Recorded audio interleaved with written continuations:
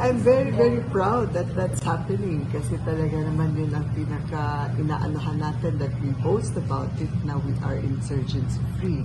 Dati ang pagkasabi parang, ano ba yan?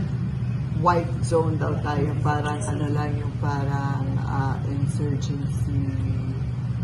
Ano ba tawag doon? I forget the term. But parang nagkaano lang tayo. But we are not part of the insurgency. So, it really is a great accomplishment na yun ang nangyayari. Oh, it has a very big impact because talagang that will attract a lot of investors and people that would really want to try and come and see our province. Work free. Yes. Work free. At this point, I think we're almost 95% complete. No?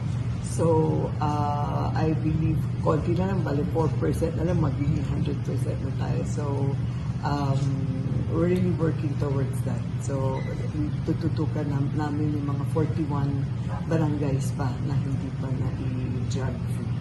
So, that's really, really good also kasi nga, again, our climate for that is to really attract as many investors as we can. Kasi syempre, when you live without that in your mind, di ba? Parang of course nakakaano din. So, nakakainganyo mag-invest sa lugar na isa na gano'n.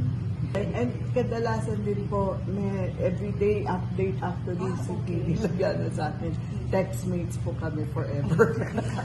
So, at I'm always appraised of the situations that are here and everything na inaanohan ko, tinatanong ko din sa kanya. So, very, ang communication po namin. At this point, wala, but maybe we can do that.